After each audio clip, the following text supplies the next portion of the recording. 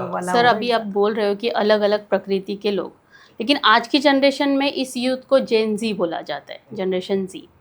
तो लोगों को कूल दिखना है, स्मार्ट बनना है, मैचो बनना है, एडिक्शन है, ड्रग्स है, मतलब फैमिली के साथ बॉन्डिंग नहीं, ऐसे भी है। तो ऐसे लोग बहुत सारे मिलेंगे, जैसे कि आपका सपना है कि 10 साल के बाद आप ग्रोथ में देखते हो। तो इस जनरेशन में ऐसा हम किस तरह से इनको, कि ये वास्तु का जो एशियंट साइंस है, हम उनको कैसे रिप्रेजेंट करें, क्योंकि उनको ये बातें कुल नहीं लगेगी। इसीलिए मैं बोला, जब एक लड़का, एक लड़की, एक बच्ची अपने स्कूल में जाके प्रेजेंटेशन देगी और वो ये बोलेगी that I belong from India and we follow a science in which we states that as per Gita and Mahabharata we have three kind of people. One is originator or one is passionate, one who have the capability to sustain things and one who is destroyer. तो लोग ज़्यादा connect करेंगे।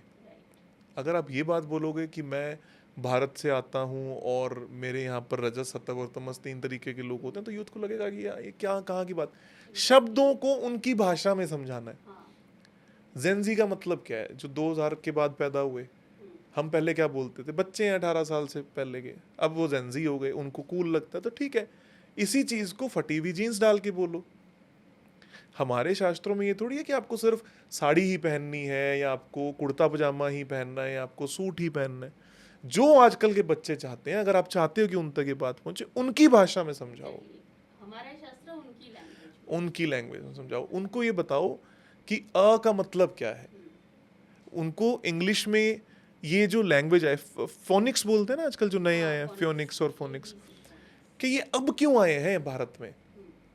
क्योंकि हमारी जो हिंदी भाषा है, संस्कृत है, या कोई भी भारत की रीजनल लैंग्वेज जो है, वो इस बात पे फोकस करके बनी कि वहाँ के लोकल व्यक्तियों की टंग कहाँ पर लगती है तो कौन सी साउंड प्रोड्यूस होती है।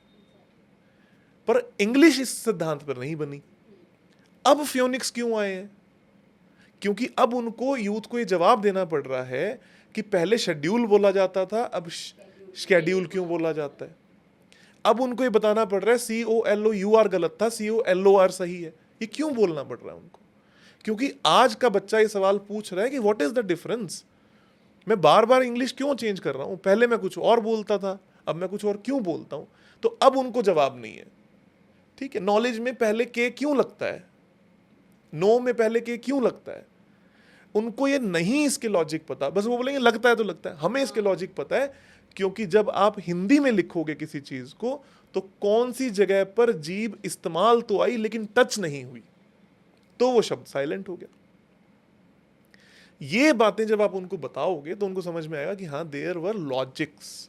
मानने मत लगो, जानो कि क्या चीज कैसे काम करती है। बट बच्चे तो आजकल के शॉर्टकट पे ही दौड़ते हैं। ऐसा आपको लगता है? डिटेल में जाएंगे? बिल्कुल जाएंगे। बल्कि आजकल के बच्चों के पास टेक है उसको जस्टिफाई करने के लिए, उसको पुख्ता करने के लिए।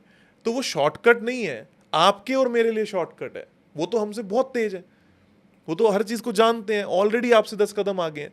लेकिन उनकी 10 कदम आपके 10 कदम से बहुत तेजी में निकल रहे हैं। तो आपको लग रहा है वो शॉर्टकट्स में।